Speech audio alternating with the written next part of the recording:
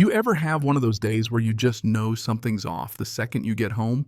Like the world's giving you a little nudge saying, hey buddy, pay attention, something's about to go sideways. That was me sitting in my car with the rain coming down, watching water snake down the curb in my quiet cul-de-sac. And right away, there it was, my mailbox door hanging open, rattling in the wind like it was trying to get my attention. Again. Third time this week, actually. I trudged out there, cold rain needling my skin, hoping maybe, just maybe, today would be different. But nope. Not a single scrap inside, no bills, no junk, not even those cheesy pre-approved credit cards I usually can't get rid of fast enough. Now look, I'm not one to jump to conclusions. Mail gets lost, packages get delayed, life happens. But it starts to grate on you after a while, you know? Especially when it's the third time in 7 days and you're still waiting on that limited edition camera lens. You splurged on a check from a freelance gig. And worst of all, a birthday card from your mom which she promised had a $100 bill tucked inside just for you, sweetheart. Yeah, well, sorry, Mom. I stood there in the rain for a second feeling stupid and angry, and that's when I heard the screen door slam across the street. There they were. Emily and Emma. If you've never met identical twins in their 40s who act like they own the block, count yourself lucky. They're hard to miss, Emily in her stretched-out blue floral dress, red glasses sliding down her nose, cardigan barely hanging on for dear life, and Emma bigger in polka dots, and a yellow sweater waving like a warning sign. They looked right at me, oversized iced drinks in hand, grinning like they were on vacation. "Poor baby looks wet and mailless," Emily shouted, syrupy sweet. Emma cackled so loud it echoed. Maybe Santa lost his address this year. Real comedians, those two. I tried to smile it off, but my jaw clenched tight enough to crack teeth. I just wanted to get inside before I said something I'd regret. I ditched my wet jacket and went straight for my laptop USPS tracking page, already bookmarked. Everything said, delivered. Every last one. The camera lens, the check mom's card. Delivered. Not a trace. Rain pounded harder on the windows and something in me just snapped. This wasn't bad luck. Someone was taking my mail, and I had a pretty good idea who. Next morning, I caught my neighbor Ms. Aguilar, retired teacher, up with the birds knows every secret on the block trimming her hedges. I played it casual, but she leaned in and whispered, "Saw those two across the street poking around your porch the other night. One of them was definitely holding an envelope. Orange sweater, blue dress, glasses." Emily. My stomach dropped. So, not just paranoia. That night I went out and bought a cheap security cam. Not fancy, but it worked. Or at least it should have. Next day the footage was gone. Poof. Power cable yanked right out. Coincidence? Not likely. So I got smart, installed a tiny camera inside the mailbox right under the lid. And that did the trick. A couple nights later, there it was, Emma Hare in a messy bun, waddling up like she was out for a stroll, glancing over her shoulder, popping open my mailbox, fishing around, and stuffing something into her purse. Smiled at my porch cam, too, like she thought it was all a joke. That was it. I was done playing nice. Next afternoon, the storm had cleared, but I was still simmering when I marched up to their porch. Emily answered, drink in hand, already smirking. "Mailman of the year," she sneered. I held up my phone.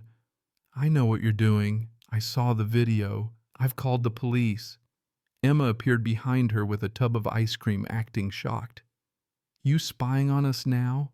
That's harassment." I didn't even flinch. "That's a federal crime. You want to go down for stealing mail?" Emily leaned in so close I caught a whiff of cheap perfume and microwave cheese. "You better watch your mouth, sweetheart. That's defamation." I had her and she knew it. But all she could do was threaten me with HOA complaints, claiming I was spying on neighbors and making everyone uncomfortable. Classic move, flip the script. Didn't take long for the HOA to come knocking, demanding to know about my unauthorized surveillance. Meanwhile, Emily and Emma strutted around like royalty. Emily called me mailboy every chance she got. Emma would fake check her mailbox, laughing like a hyena. Things got even messier when a neighbor's package landed on my porch by mistake.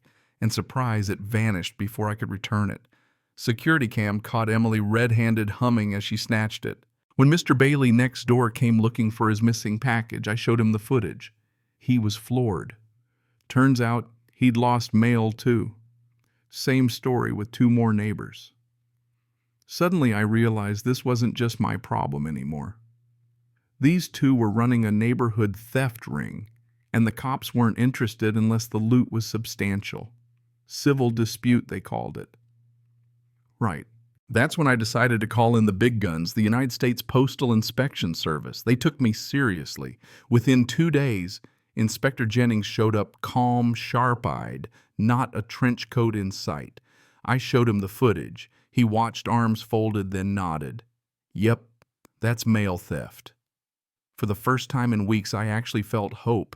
This wasn't a local squabble anymore. This was federal. Jennings laid out the planned bait package GPS tracker marked Bill's the works. He'd have a team watching, waiting for Emily or Emma to take the bait.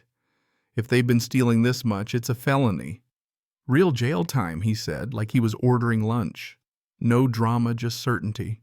Days crawled by. Emily heckled me in the street. New wardrobe mailboy got a deal on your side. I smiled, gritted my teeth, and kept my mouth shut like Jennings said. Don't poke the hornet's nest before the net's ready, he warned. So I waited. Finally, the bait package arrived. Looked just like the real thing, fake sweepstakes letter and all. I slid it into my mailbox, glanced up at the new cam Jennings had installed, and tried not to breathe too loud. At dusk, like clockwork, the twins came slinking across the street. Emma reached in, took the package, gone in seconds. My phone buzzed, tracker active. Within minutes, Jennings texted package inside the house. Confirmed. That night, I barely slept. The next morning, the unmarked van rolled up, and out came 3 agents and Jennings looking like he meant business. They didn't knock. They pounded. I watched from my porch as Emily peeked through the curtains, then chaos. Emily flung open the door, waving her arms, shouting. Jennings flashed his badge. Postal Inspector. Federal warrant. The neighborhood watched, phones out, everyone glued to the spectacle. 10 minutes later, Jennings emerged holding a box overflowing with stolen mail letters, packages, even birthday cards with torn bills inside. Emily was cuffed. Emma was bawling. Jennings gave me a nod. I nodded back, not smiling. It felt like justice, real tangible justice, not just for me, but for the whole block. That afternoon, Jennings called. We found more than we thought, reselling fraud the works. We're pressing federal charges. They're not walking out soon. I just sat on my couch, floored. It was so much bigger than I'd realized. They'd been stealing from half the street, pawning off electronics and jewelry online. Jennings promised to return what he could, but some things were gone for good. I finally laughed for the first time in days. You think they'll learn anything, I asked when he brought back my recovered lens and the evidence bag with the decoy letter. He just grinned, maybe. But if they do, it'll be behind bars. The street was quiet for the first time in months. No Emily, no Emma, just peace. A week later, a moving truck showed up outside their house.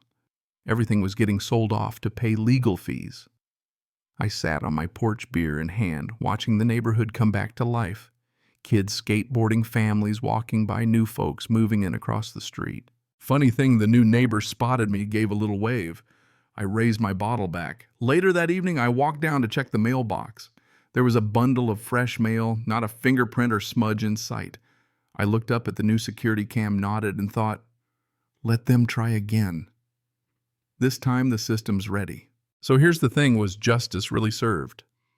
Or did we just move the storm somewhere else? I guess that's for you to decide. Go ahead, drop your thoughts in the comments. Ever tangled with a neighbor like this, or think the punishment fit the crime? I want to know where you land, right, wrong, or somewhere in the messy middle.